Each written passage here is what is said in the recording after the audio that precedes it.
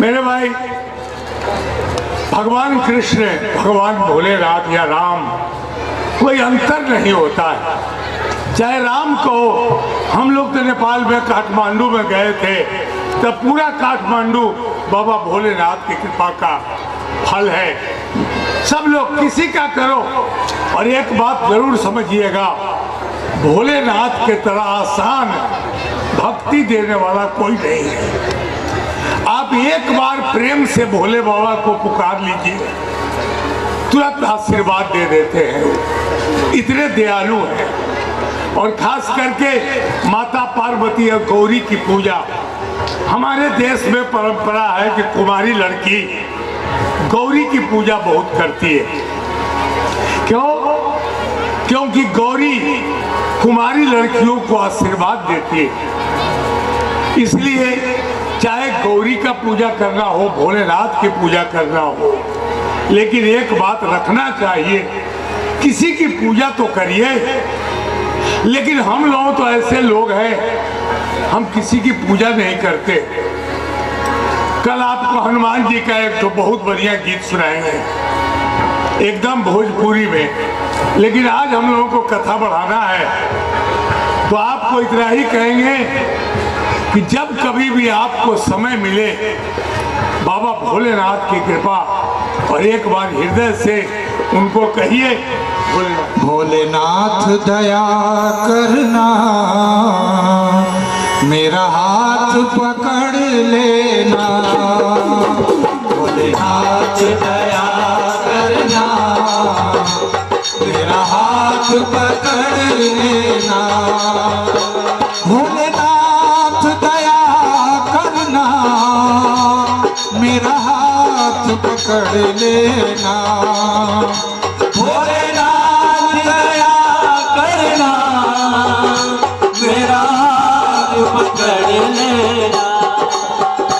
भावों में फंस जाए, भावों में फंस जाए, किसी तुम बन जाना।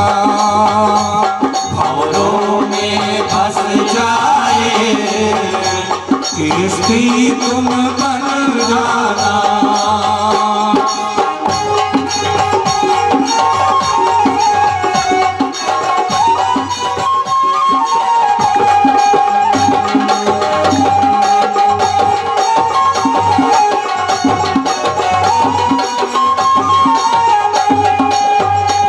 जब सब तोड़ा नाता, पितु मात तुम्ही भ्राता। जब सब तोड़ा नाता, पितु मात तुम्ही भ्राता। एक तू ही सहारे हो, एक तू ही सहारे हो, मुझे पार लगा देना। भोलेनाथ दया करना, मेरा हाथ पकड़ लेना।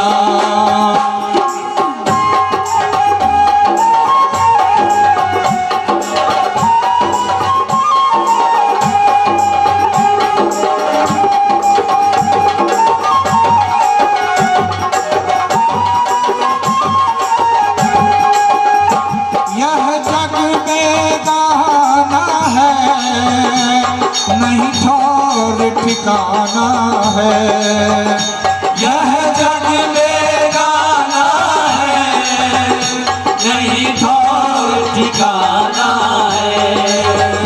विषयों के बंधन से, विषयों के बंधन से, मुझे मुक्त करा देना। भोलेनाथ दया करना, मेरा हाथ पकड़ लेना।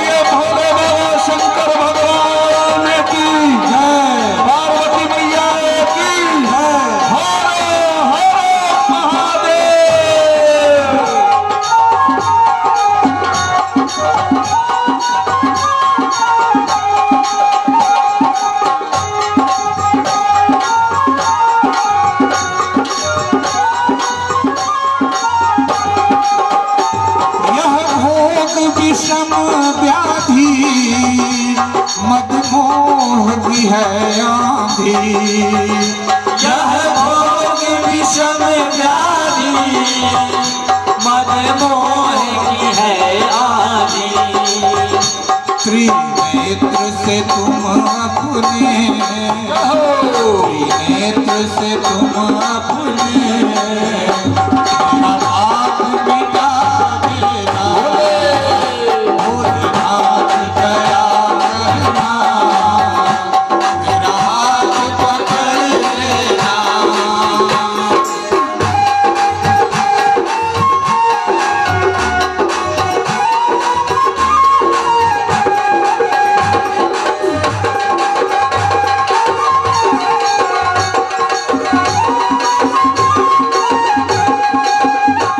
कैलाश के वासी हो, घट घट के न्यासी हो।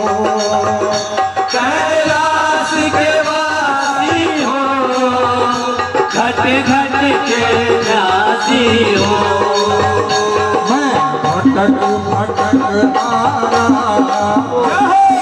भटक भटक आया, मेरा हाथ पकड़ लेना।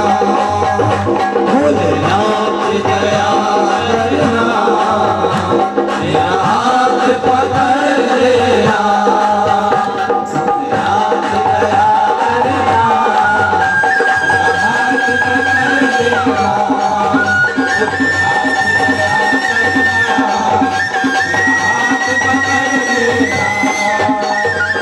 बोलिए शंकर भगवान की, पार्वती मैया की।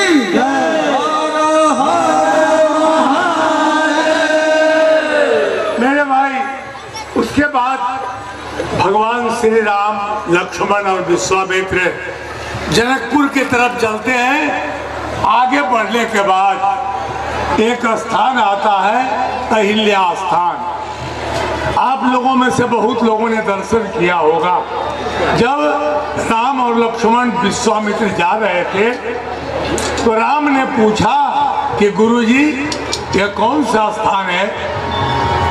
विश्वामित्र ने कहा कि बेटा मत पूछो, यह एक अभागिन स्त्री यहाँ पड़ी हुई है। कहा कि कौन है? क्या है? गौतम ऋषि की पत्नी अहिल्या। क्या हुआ? तो इसके साथ इंद्र ने छल किया था। छल से इसका सतीत्व तोड़ा, जिस कारण गौतम ने इसको श्राप दे दिया कि जा तू पत्थर हो जा। उसी समय से वह पत्थर बनकर पड़ी है। हे राम, तुम अपने चरण से इसको स्पर्श कर दो।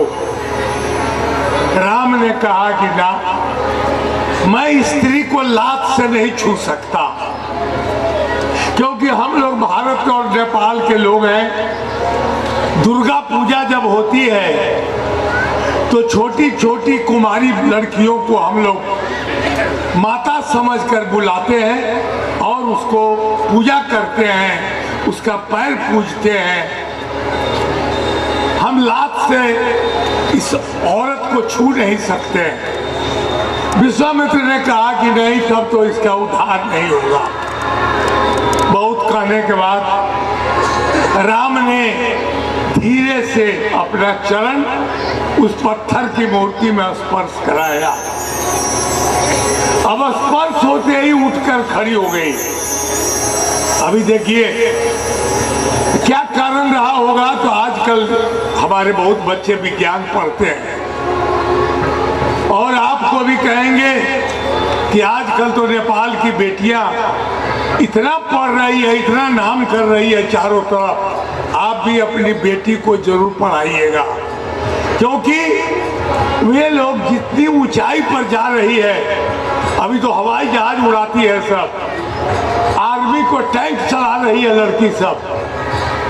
इसलिए लड़का और लड़की में भेद मत करिए और लड़का के साथ साथ लड़की को भी उतना मौका दीजिए ताकि लड़की भी आगे बढ़ सके। तो हम तो कहते हैं यहाँ की भी बहुत लड़कियां, हम लोगों के यहाँ पटना में बहुत लड़की पढ़ रही है। तो राम ने लात छुआया, इसका कारण क्या है? कहते हैं गुरु के पैर में एक ज्योति होती है, ऊर्जा होती है। श्री गुरुपद नख मणिगण ज्योति सुमिरत दिव्य दृष्टि होती।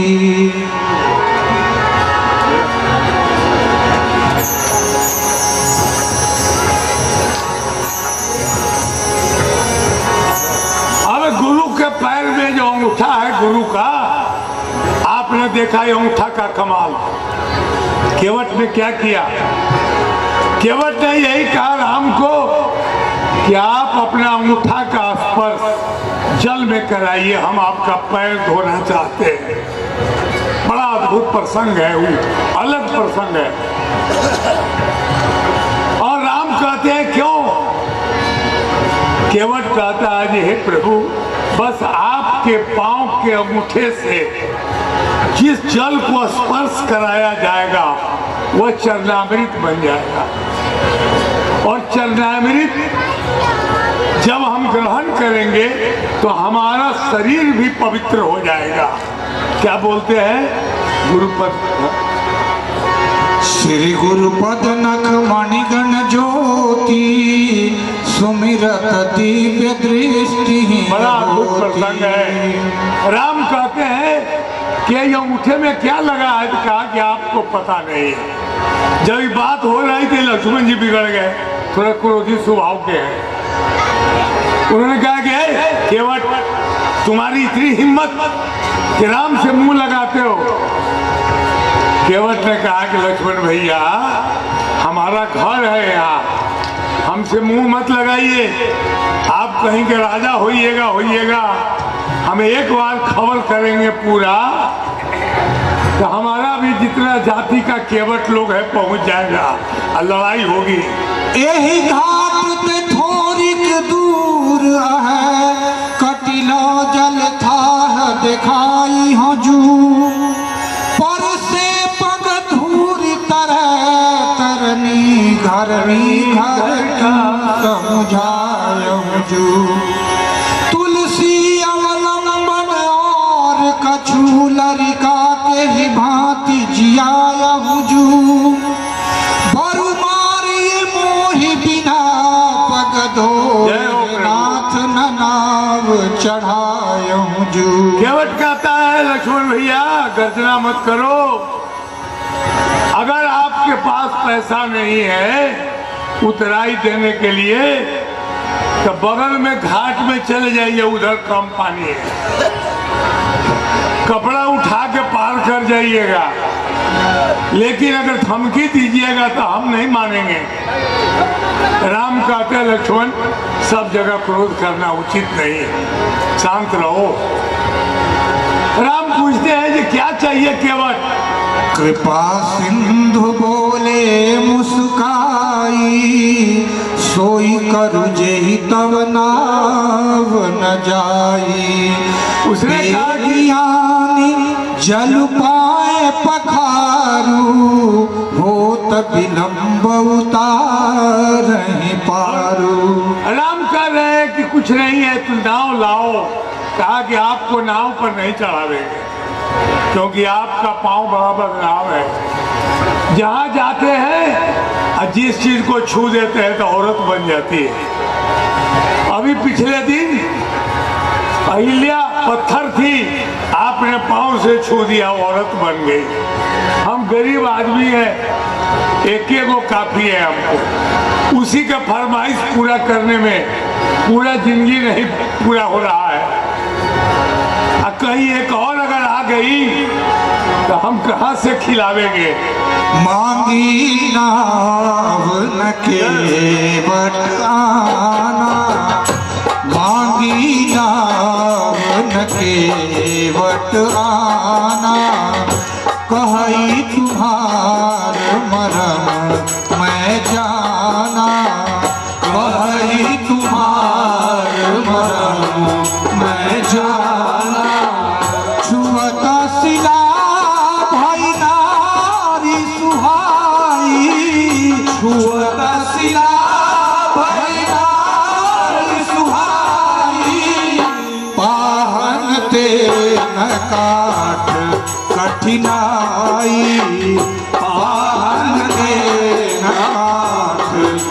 कठिनाई करनी मुनि धरनी हो जाई करनी मुनि धरनी हो जाई बाट परई मोरी नाव। केवट कंडीशन पर नहीं, कंडीशन मत लगाओ। केवट ने कहा कि प्रभु सुन लीजिए, अब लक्ष्मण जी बहुत गड़बड़ कर रहे हैं। पहले मैंने कहा था कि मैं पाँव को धोऊंगा, लेकिन ये काम बिगाड़ रहे हैं, बार बार हमसे झगड़ा कर रहे हैं। तो मेरी भी प्रतिज्ञा सुन लीजिए, अब मैं पाँव पखारूंगा, धोऊंगा नहीं। अब मैं पाँव धोने और पखारने में क्या अंतर है? धोने का मतलब हुआ एक गिलास पानी पाँव पर रख देना, धुला गया। अब पखारने का मतलब है पानी रखेंगे, उसको रगड़ेंगे, फिर देखेंगे, खूब पानी रखेंगे, रगड़ा करेंगे। राम जी बोले कि केवट से लड़ाई करना ठीक नहीं है, कहे तो वही करो। क्या बोले? केवट राम रजाय सुपावा पानी कठवता भर ले आवा अति आनंद उमगी अनुरागा चरण सरोज पखारन लागा। और देखिए भाग्यशाली लोग, गुरु जी का पैर धो रहा है। केवट पैर धो रहा है, कहाँ से भाग्य मिलेगा? आपको तो माता पिता का पैर धोने में भी बुरा लगता है, और केवट गुरु जी का, भगवान का पैर धो रहा है, धो रहा, रगड़ रहा है। धो लिया। भगवान राम ने कहा केवट हो गया? कहा कि ना प्रभु, अभी नहीं। अभी कैसे हुआ? अभी जल का जलपान करेंगे। पद पखार जलपान करी आप सहित परिवार पितर पार करी प्रभु ही मुनि मुदित गयऊ ले पार। अब पैर धो लिया। राम ने कहा कि हो गया? कहा कि अभी नहीं, अभी तो मेरा काम किए हैं आप।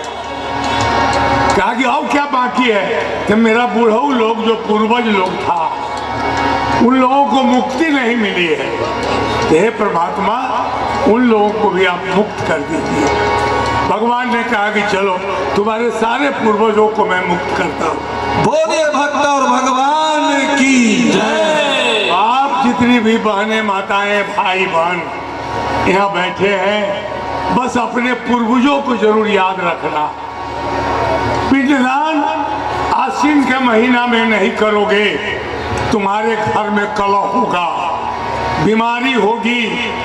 नहीं तो जाइए गया में पिंडदान करके आइए, नहीं होगा, उद्धार नहीं होगा। आपके दादा बाबा किसी पीपर के पेड़ पर बैठे हुए होंगे, इंतजार कर रहा होगा कोई बच्चा हमारा एगो पिंडदान कर दे ताकि हम मुक्ति मिल जाए। हमको करिए, और गुरु जी की कृपा आपके जीवन में, आपके परिवार में जो भी गुरु हो उनको प्रणाम। गुड मॉर्निंग सर नहीं, अपना सिर उनके चरण पर गिराइए। और अभी भव निधि तरई न कोई बहुत बढ़िया, जो बिरंच शंकर सम होई। अरे शंकर भी चाहेंगे तो आपका उद्धार नहीं होगा अगर गुरु जी की कृपा आपके ऊपर नहीं होगी तो।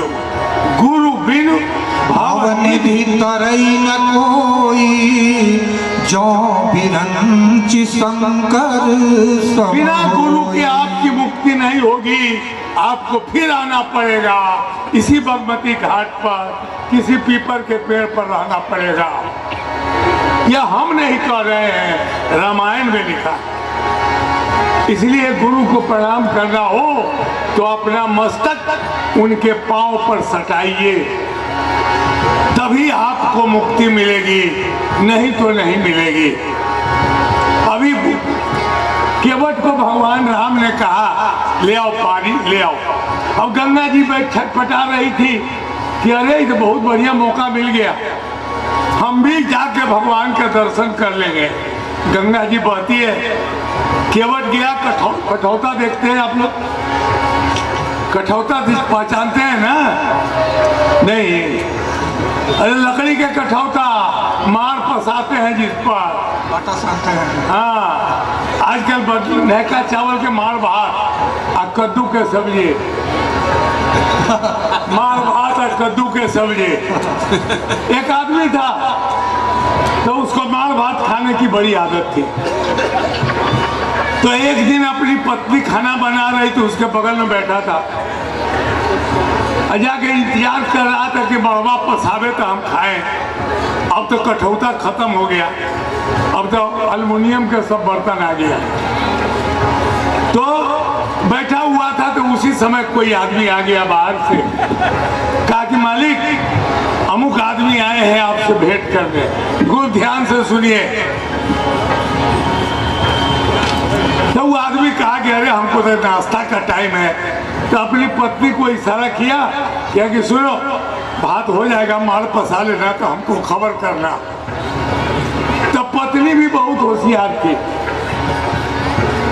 तो वह मालिक चले गए दरवाजा पर, बात करने लगे अपने आदमी से। तो पत्नी ने खबर भेजवाया कि मार पसा दिए, आके खाइए। कैसे खबर भेजती है? और 4 गो लोग बैठा हुआ है दरवाजा पर, और उस जगह जहाँ कहे कि मार भात खाने चलिए, तो कितना बुरा लगेगा लोगों को। चल आदमी क्या गया और कहा कि मालिक धनपाल सिंह के बेटा, धनपाल सिंह कौन? धनपाल सिंह के बेटा मणपाल सिंह, धनपाल सिंह के बेटा मणपाल सिंह कठौतपुर घाट पर उतरे हुए हैं, आपको बुला रहे हैं।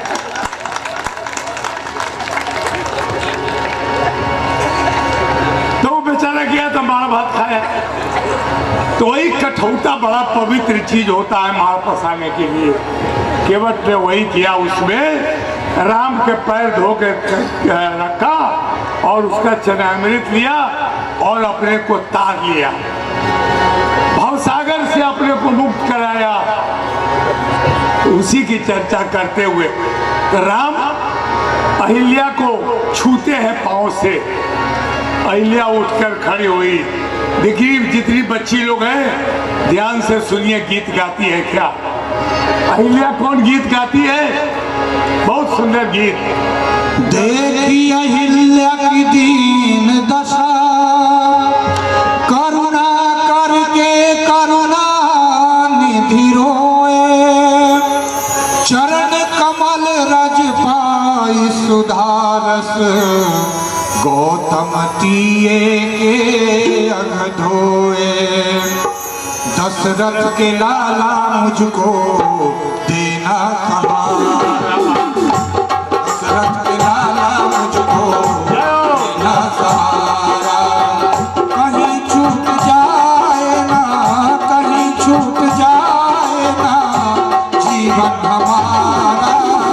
दशरथ के लाला मुझको देना सहारा, दशरथ के लाला मुझको देना सहारा।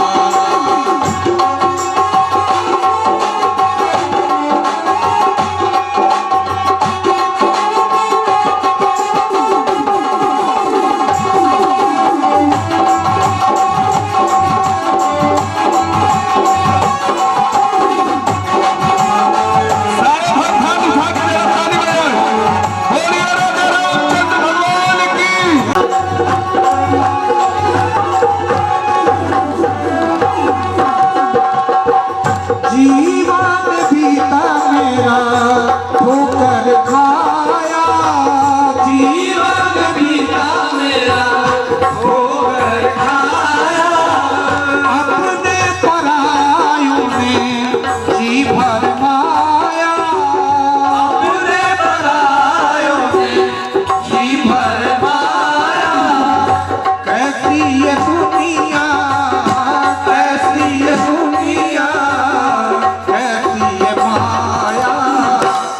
पग पे धोखा पग पग पे छाया पग पग पे धोखा पग पग पे छाया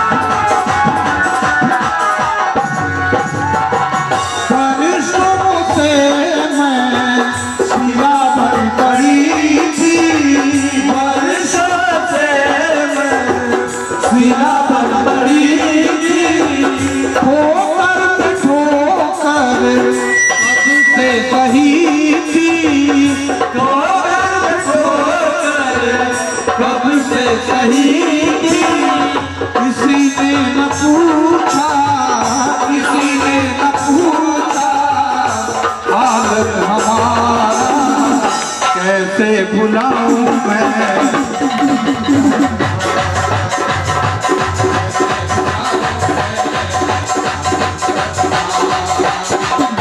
कहीं छूट जाएगा कहीं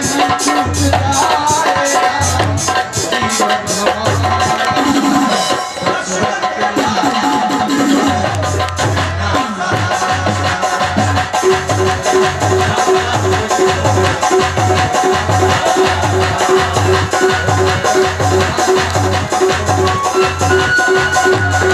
बोले राजा रामचंद्र भगवान की जनकनंदिनी सीता मैया की बोले भक्तर भगवान की हर हर मेरे भाई बहन 50 मौका भी और आएगा आपको, जहां इसी तरह मिथिला की लड़कियां भगवान राम के स्वागत में नाचेगी, गीत गाएगी और आप तमाम मिथिला के लोग हैं, इसी तरह भगवान राम का स्वागत करिए, क्योंकि कल भर एक प्रोग्राम हो रहा गया है। अगर आपने अपने को भगवान राम के चरणों में गीत नहीं गाया, सुनाया नहीं, तो मन में पछतावा रह जाएगा कि कथा खत्म हो गई और हम अपने दुल्हा अपने जीजा राम जी को रिझा नहीं सके। ऐसा मौका अभी बहुत आने वाला है। अभी देखिएगा रंगभूमि में लोग चलेंगे, फिर सीता जी को कल सजाया जाएगा और इतना बढ़िया गीत आपको सुनाएंगे। आओ मेरी सखिया मुझे मेहंदी रचा दो आओ मेरी सखिया मुझे मेहंदी रचा दो मुझे राम लाला की दुल्हन बना दो मुझे राम लाला की दुल्हन बना दो। और इस तरह अभी और भी बहुत बढ़िया से बढ़िया गीत आपके लिए लाए हैं। केवल शांति बनाकर आप लोग बैठ जाइए। अगर आना जाना करिएगा तो न आप देख सकिएगा न दूसरे को देखने दीजिएगा, इसलिए आपके आने जाने से परेशानी होती है। चलिए, तो अब इस तरह अहिल्या अपने लोक पर चली गई और भगवान श्री राम आगे जाते हैं। जनकपुर के नजदीक उनका एक विश्राम होता है। जनक जी को पता लगा कि विश्वामित्र मुनि पधारे हैं, तो स्वयं गए उनके स्वागत करने के लिए। और जब विश्वामित्र और जनक जी बातचीत कर रहे थे, उसी समय राम और लक्ष्मण दोनों पधारते हैं। नाथ दो सुंदर बालक मुनि कुल तिलक नृपकुल पालक ब्रह्मा जो निगम नेति कही गावा उभय वेश धर की कोई आवा। अब जनक जी पूछते हैं, हे महर्षि, ये दोनों बालक कौन है? क्योंकि देखते ही मेरा मन बड़ा विकल हो गया राम और लक्ष्मण को। सहज विराग रूप मन मोरा थकत भयोत जिमि चंद चकोरा। मैं इनको देख के देखता ही रह गया कि कौन आदमी है। इन्हीं बिलोकत अति अनुरागा पर बस ब्रह्म सुख ही मन त्यागा। कह मुनि बिहसी कहे हो मृतनी का वचन तुम्हार न हो का। ए प्रिय सब ही जहाँ लगी प्राणी मन मुस्काही राम सुनि बानी। रघुकुल मणि दशरथ के जाए मम हित लागी नरेश पाए। विश्वामित्र ने कहा कि हे मुनि, यह मेरे हित के लिए अयोध्या से आए हैं। यह महाराज जनक के तोता है, दोनों लड़के हैं। उसके बाद जनक जी बड़ा विह्वल हुए, लगे पछताने कि कहा हमसे गलती हो गई, हमने क्यों प्रतिज्ञा कर ली कि जो धनुष पर प्रतिज्ञा चढ़ाएगा सीता उसी से ब्याही जाएगी। मुझे अगर पता लगता तो पहले ही मैं इनसे बात कर लेता, लेकिन अब तो बात हो गई, अब क्या करें। अब तो प्रतिज्ञा है तो प्रतिज्ञा है। उसके बाद जनक जी लौट के गए। कल होकर धनुष यज्ञ का पूरा रंग भूमि, जो आप ही के राज्य की बात है जनकपुर में, आज भी विदेश से लोग आते हैं तो जनकपुर में जाकर रंग भूमि की मिट्टी लेके सिर में लगाते हैं। ये इसी जगह पर राम लक्ष्मण सीता का स्वयंवर हुआ था। वहां कल होकर हुआ। कल सारे देश के जितने राजा महाराजा सब लोग आए। दीप दीप के भूपति नाना आए सुनि हम जो पन ठाना। सभी जगह के दीप दीप के राजा लोग, इसीलिए मैंने कहा सारा राजा लोग तो आए, दशरथ जी को निमंत्रण नहीं था, क्योंकि रावण का इतना बड़ा आतंक था कि उसने जनक जी को धमका दिया था कि दशरथ जी को पत्ता काटो, भात पानी बांध दो। कल आपको ये भी बता देंगे कि शादी में रोटी खाने की परंपरा मिथिला में नहीं थी, दाल भात लोग खाते थे। रोटी खाने से शादी ब्याह में लोग रोकता था कि रोटी खाओगे तो टूट टाट होगा।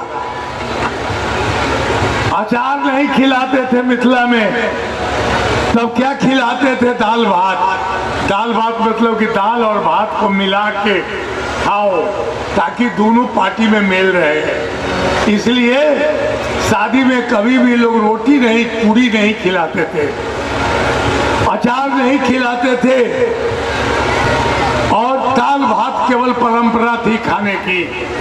राम जी के बारात में दाल भात की परंपरा रही। रोटी या पूरी हम लोगों ने अपनी सुविधा से कर दिया है। कौन जाए 12 को प्रबंध करने।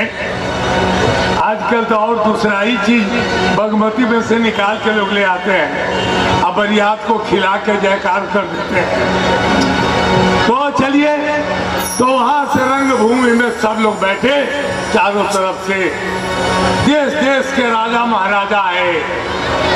उसी समय विश्वामित्र सब मंचन ते मंच एक सुंदर विशद विशाल, मुनि समेत दो बंधु तहाँ बैठा रे महिपाल। अभी जैसे देखिए कि कोई VIP आता है, तो कैसे मंत्री जी आए थे, तुरंत कुर्सी खाली करके लोगों ने दिया, सारे लोग बैठे हुए हैं, लेकिन राम लक्ष्मण और विश्वामित्र के लिए अलग मंच लगा।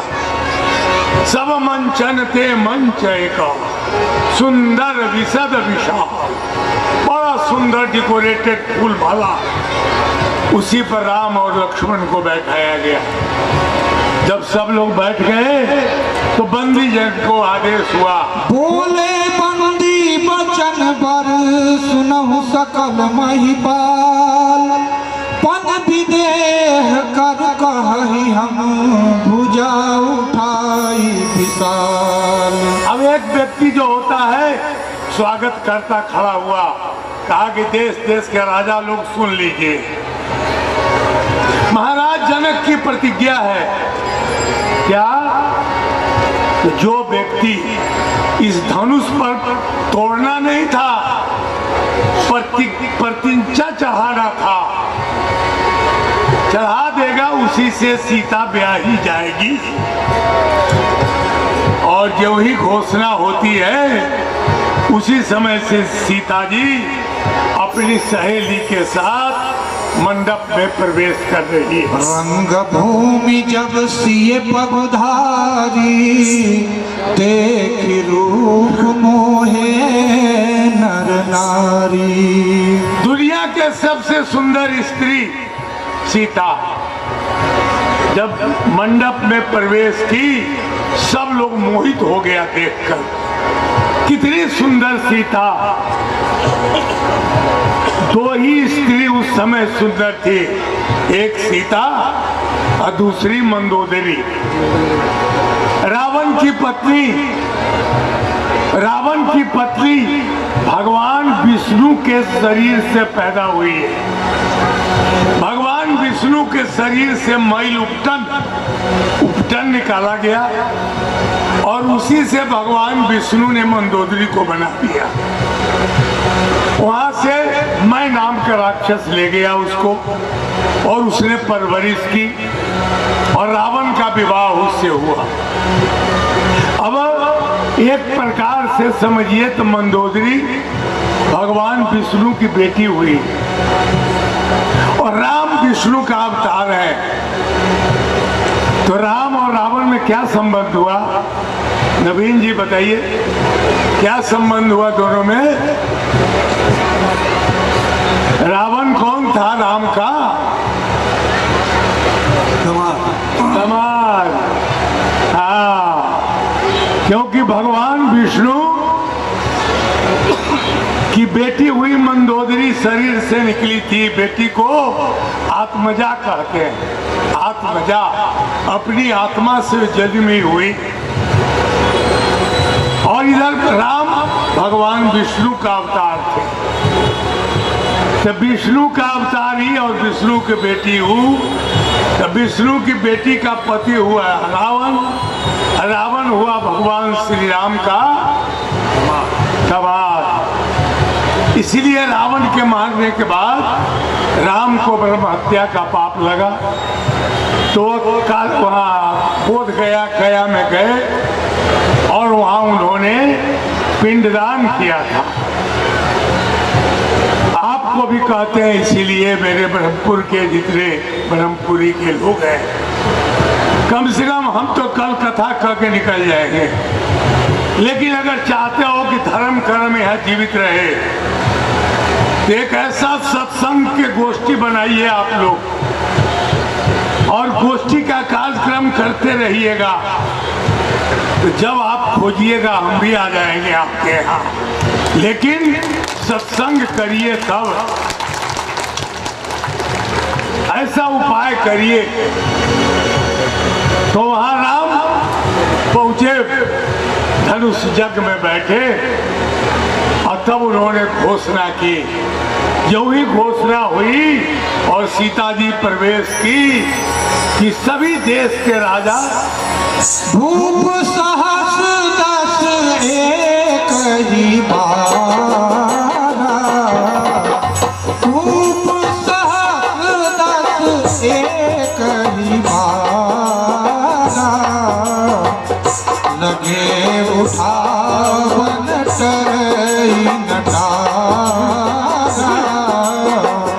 लगे उठावन टरई नटारा।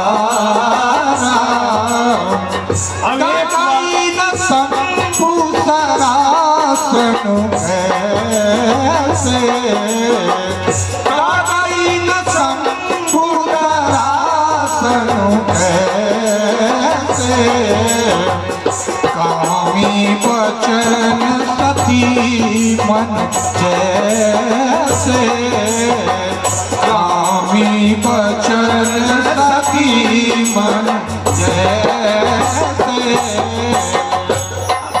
बीच में धनुष रखा है, लोग जाते हैं, उठाने का कौन का है? उधर धक्का भी देने पर कुछ नहीं। लोगों ने सोचा कि अकेले नहीं होगा, 10-20 लोग मिल के धक्का मारो, बैलगाड़ी को ठेलने की तरह सब लोग ठेलने लगे तो भी नहीं ठोका। कैसे? तो जिस प्रकार सती स्त्री रास्ता पर जाती रहती है और कुकुर सब बोलता रहता है, उसी प्रकार धनुष बैठा था चुपचाप। जब किसी से कुछ नहीं हुआ तो जनक जी को बड़ी पछतावा हुई। अब जन को माख भटमानी, पीर विहीन मही मैं जानी। तजहुआस निज निज गृह जाहू, लिखा न विधि वैदेही विवाहू। अब प्रत्येक बाप को जैसे चिंता होती है कि लगता है कि मेरी बेटी का विवाह नहीं होगा, यही चिंता करके उन्होंने बोल दिया तजा हुआ निज निज, आप लोग अपने अपने घर चले जाइए। जो ही इन्होंने कहा और जनक जी ने कहा कि मैंने मान लिया कि वीर विहीन मही मैं जाना, तो मैं मान लिया कि अब इस दुनिया में कोई बहादुर आदमी वीर आदमी नहीं है। जो ही जनक जी ने ऐसा कहा तो उस जगह गहुमन साहब लक्ष्मण जी बैठे थे, उठकर खड़े होकर गए, जनक रघुवंशी महजह को होई, तेहि समाज अस कहई न कोई। जो तुम्हार अनुशासन पाओ, कंदु कैव ब्रह्मांड उठाओ। लक्ष्मण जी ने कहा घट जिमीदारों फोरी, सकौ मेरु मूलक जिमि तोरी। लक्ष्मण जी ने कहा जनक जी, जिस समाज में क्षत्रिय बैठा हो और वह भी रघुवंशी, उस समाज में इस तरह की बात कोई नहीं बोलता है। अरे धनुष की बात करते हैं, इस धनुष को तो मैं उठा के मरोड़ कर समुद्र में फेंक दूंगा। मुझे मेरे सामने इस तरह की बात मत बोलिए। लक्ष्मण जी बहुत गरजने लगे। अब उस समय विश्वामित्र ने सोचा इधर गड़बड़ कर रहा है लड़का। शुभ काम में बहुत लोग गांव में भी होता है, बरियात उरियात में एक आध को ठेपा फेंक देगा और जब झगड़ा होना शुरू हो जाएगा तो भाग जाएगा कोना में, दो आदमी लड़ने लगेगा। लड़ाना बहुत आसान काम है जी, बहुत आसान काम है। एक बुढ़िया थी, एक गांव में रहती थी। उस गांव में एक दो भाई रहता था, दोस्त था, राम और श्याम। दोनों साथ खेले कूदे घूमे। गांव में हल्ला हो गया कि इसकी दोस्ती बड़ी पक्की है। एक दिन कोई बोला ये दोनों की दोस्ती तोड़ना मुश्किल है। तो बगल में एक बूढ़ी दादी बैठी थी, तो कहा कि क्या बोले? कहा कि इसकी दोस्ती तोड़ना मुश्किल है। कहा कि दिखा दे 1 मिनट में तोड़ के। बुढ़िया दादी बोली, कहा बताइए? कहा कि देखो 1 मिनट में कैसे दोस्ती तोड़ देते हैं। गई, दोनों बैठा हुआ था राम श्याम। बुढ़िया गई और यहीं से पुकारी, है राम इधर आओ। राम उठा तो श्याम भी उठा। कहा कि नहीं श्याम तुम बैठो, तुम बैठो, हमको राम से मतलब। राम ने कहा कि अरे दादी बुला रही है, रुको ना, क्या होगा 1 मिनट में आते हैं। दादी गई वहां, दादी के पास गया राम। कहा कि दादी क्या बात है?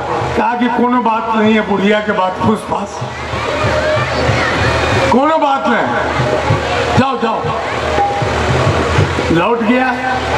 श्याम पूछा क्या बोल रही थी दादी? कि कहा कुछ बोली? कही है बुढ़िया के बाद फूस पास। कहे कि कुछ हो तो बोली होगी ना। कहा कि कुछ नहीं बोली है। कहा कि देखिए तुम हमसे कोई बात छिपा रहे हो। और उस दिन से दोनों की दोस्ती टूट गई। तो कान का जितना भी हल्का रहिएगा, आपके जीवन में कभी शांति नहीं होगी। कैकेयी को मंथरा ने क्या किया, खाली कान में फुसूक दी। समय आएगा बतावेंगे हम। कुछ नहीं किया, मंथरा कुछ नहीं बोली, केवल बोलती है अरे कोई देर पर वही कहानी, अरे तुमको ना दुख होगा, राम राजा बनेगा, तुम दासी बनोगी। कान में फुसूक गई। अब कैकेयी को लग गई। तो आपके जीवन में भी बहुत लोगों से झगड़ा होता है। क्यों? तो उसने हमको कहा था,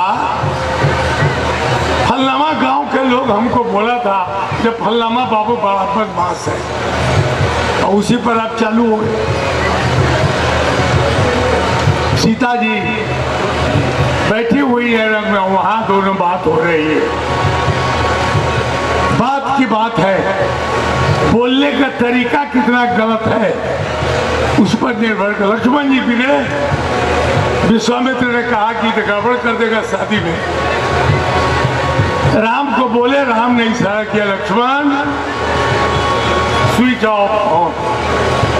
विश्वामित्र के हाथ में स्विच है, राम के हाथ में स्विच है। थोड़ा ऑफ किया, लक्ष्मण जी शांत हो गए। अरे उस समय के भाई की बात मानता था, आजकल कौन मानता है? आजकल अगर राम को वनवास होता तो बेटा ऐसा रहेगा कि उठा के बाप को ही पटक दे। हम वन में जाए, तू राज करोगे। तो राम को बैठाया, राम ने बैठाया, लक्ष्मण बैठ गए।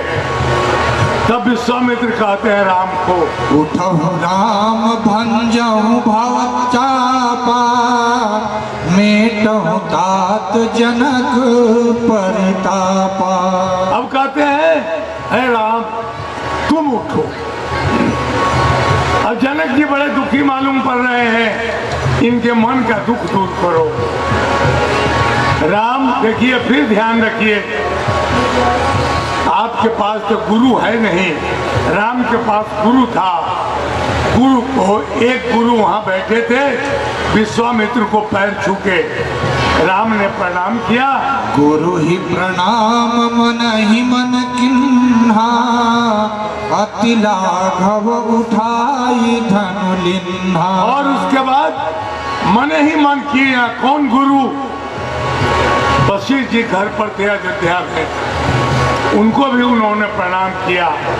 और धीरे धीरे राम धनुष की ओर चल रहे हैं।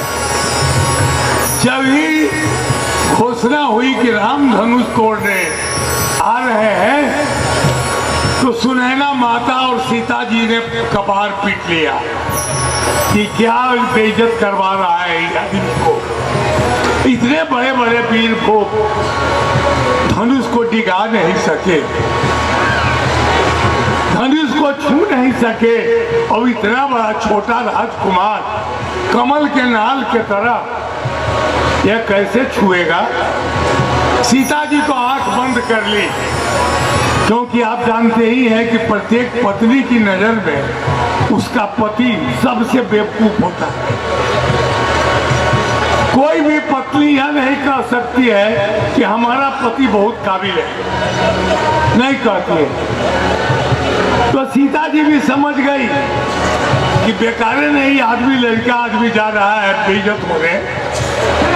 जब बुढ़वा सबसे नहीं हुआ, रावण बाण छुआ नहीं चापा, रावण बाणासुर बड़े बड़े लोग हार गए, और अभी ये वो लड़का आए हैं या तो धनुष तोड़ने। अब सीता जी देख के आंख बंद कर ली, और राम धीरे धीरे चलने लगे। राम समझ गए, मनोज क्या न था, श्री राम सीता के नीच को देख के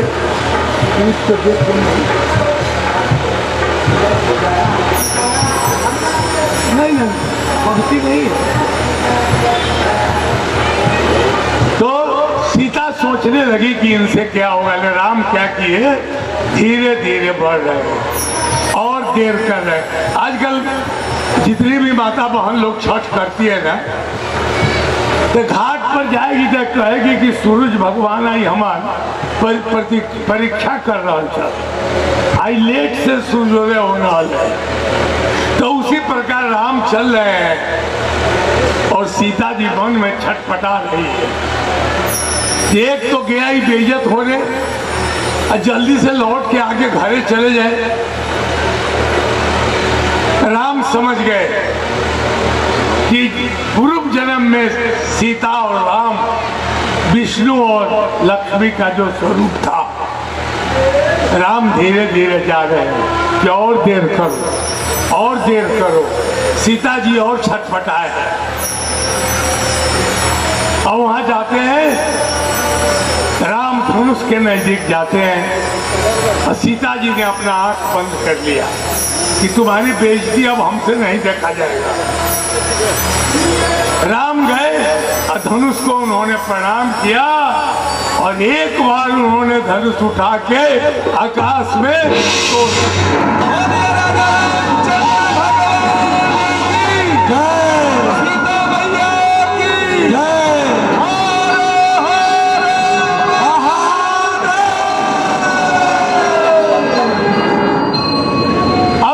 ने कहा कि सीता धनुष टूट गया। सीता ने कहा क्यों मजाक करती हो, उससे धनुष टूटेगा, क्यों मजाक कर रही हो। सुनैना माता ने कहा कि नहीं बेटी मजाक नहीं है। राम ने धनुष तोड़ दिया।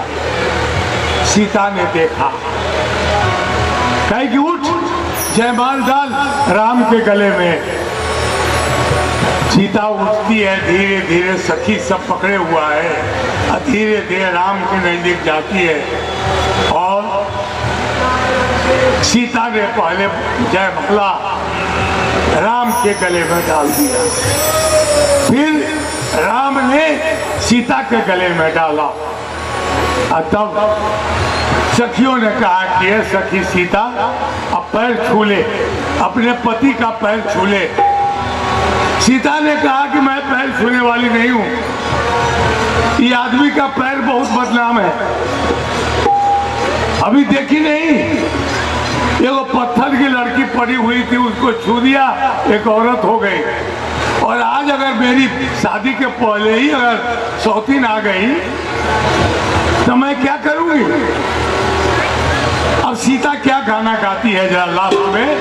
गौतम की सूरत सुनी नहीं बरसत पग पाई, मन भी हसे रघुवंश मणि प्रीति अलौकिक जानी। कैसे मैं छू चरनिया है सिया गति पहचान, कैसे मैं छू चरनिया है सिया गति पहचान, कैसे मैं छू चरनिया है सिया गति पहचान, कैसे मैं छू चरनिया है सिया गति पहचान, कैसे मैं छू चरनिया है सिया गति पहचान, कैसे मैं छू चरनिया है सिया गति पहचान, कैसे मैं छू चरनिया है सिया गति पहचान।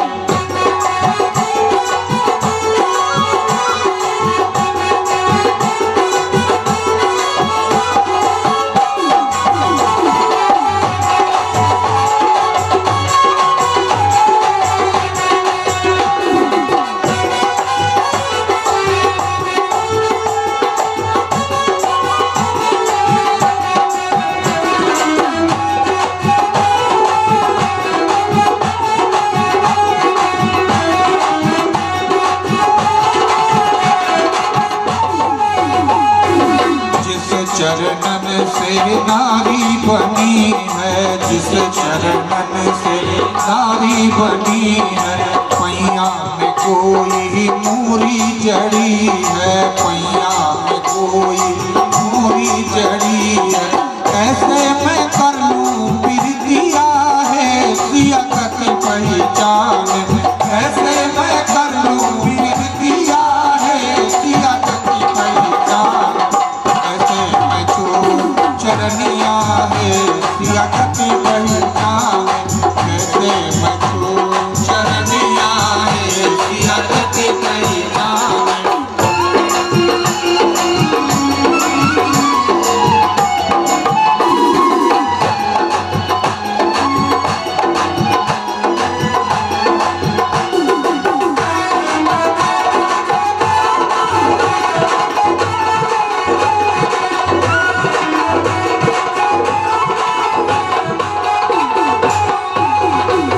जियवा में भय बनल सौतन के त्रास लगल, जियवा में भय बनल सौतन के त्रास लगल। दशरथ के घर घर कहानियां है सिया कति पहचान, दशरथ के घर घर कहानियां है सिया कति पहचान।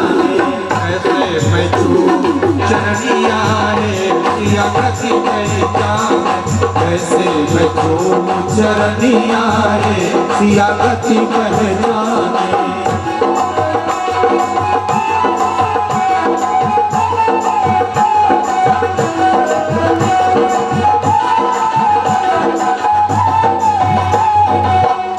जन्मों का नाता तुमसे, कई जन्मों का नाता तुमसे, जनहित कारण बिछड़े मुझसे, जनहित कारण बिछड़े मुझसे। ऐसे मैं मानूं शरणिया है सिया कति पहचान, ऐसे मैं मानूं शरणिया है सिया कति पहचान।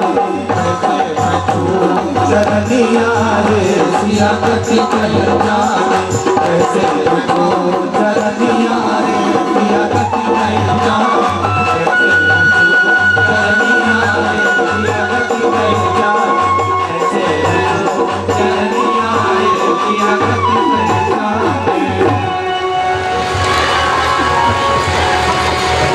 अब सीता जी की बात सुनकर प्रभु श्री राम बात तय हो गया।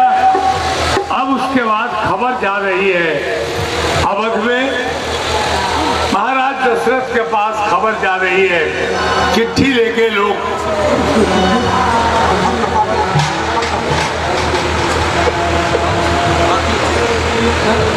तो कल चिट्ठी लेकर हम तो पाती लेके आवतवादी पार से जनक दरबार से ना, इसको कल शुरू करेंगे हम लोग। और अब कथा को हम लोग यहीं विश्राम देंगे। अब आरती होगी और जो कुछ भी छूटी फूटी कथा होगी कल हम लोग पूरा करेंगे। कल का कार्यक्रम बहुत ही मोहक होगा। पहली बार आपके गांव में फूलों की होली होगी। हम लोग वृंदावन के तरह फूल की होली खेलेंगे और आपके साथ होली का गीत गावेंगे, विवाह होगा, फिर यहाँ से राम की विदाई होगी। तो कल यहाँ तक की कहानी चलेगी। आज हम लोग कथा यहीं विश्राम कर रहे हैं।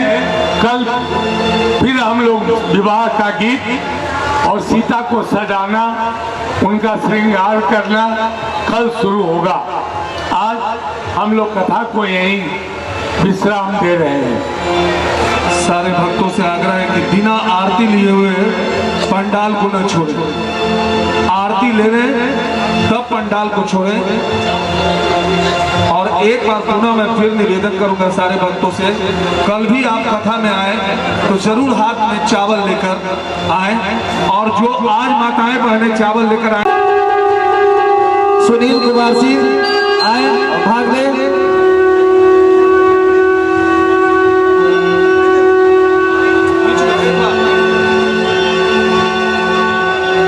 गोविंद बोलो हरि गोपाल, गोविंद बोलो हरि गोपाल बोलो, गोविंद बोलो हरि गोपाल बोलो, गोविंद बोलो हरि गोपाल बोलो, गोविंद बोलो गोपाल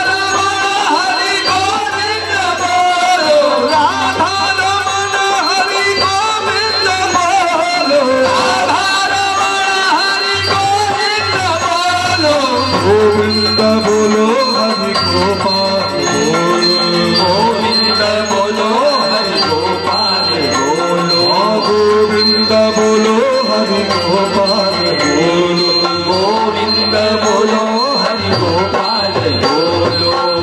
आरती श्री रामायण जी की, आरती श्री रामायण जी की, आरती श्री रामायण जी की। तीरथ कलित हरित सियपी की, आरती श्री रामायण जी की, आरती श्री रामायण जी की। गावत ब्रह्मा विष्णु नारद, वाल्मीकि ज्ञान विशारद, सुख सनकादि शेष अरुसारद, परनि पवन सुत कीरति नीति। आरती श्री रामायण जी की, आरती श्री रामायण जी की। गावत वेद पुराण अष्टदश, छो सात सब ग्रंथन को रस, मुनि जन धन संतन को सर्वत, सार अनुस सम्मत सबही की। आरती श्री रामायण जी की, आरती श्री रामायण जी की। गावत संतत शंभु भवानी, और घट संभव मुनि विज्ञानी, व्यास आदि कवि बरज बखानी, साधुसुन करुण तेरी। आरती श्री रामायण जी की, आरती श्री रामायण जी की। कलिमल हरनि विषय रस फीकी, सुभग सिंगार मुक्ति जुवती की। कलन रोग भव मूरियमी की, सात मात सभी तुलसी की। आरती श्री रामायण जी की, आरती श्री रामायण जी की, आरती श्री रामायण जी की, आरती श्री रामायण जी की। प्रेम से बोलिए राजा रामचंद्र भगवान की जय। जनक नंदनी सीता मैया की, पवन सुत हनुमान जी महाराज की, राज ऋषि परम पूज्याचार्य श्री सुदर्शन जी महाराज की। हर हर महादेव।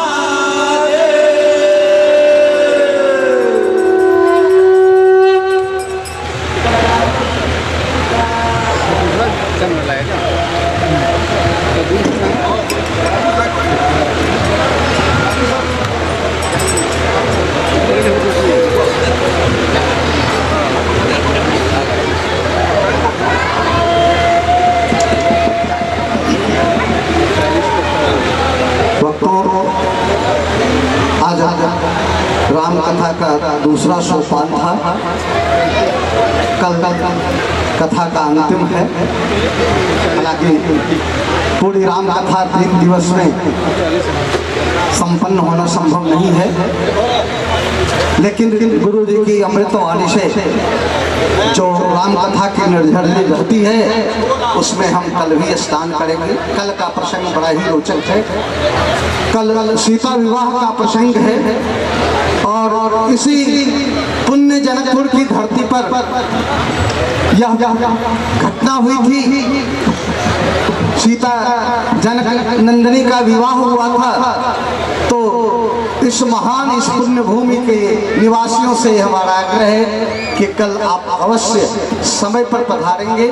कल की कथा बड़ी ही रुचिपूर्ण है, बड़ी प्रासंगिक है और कल जो साथ में संगीत की धारा बहेगी वह भी बड़ी सुंदर होगी। और कल का प्रमुख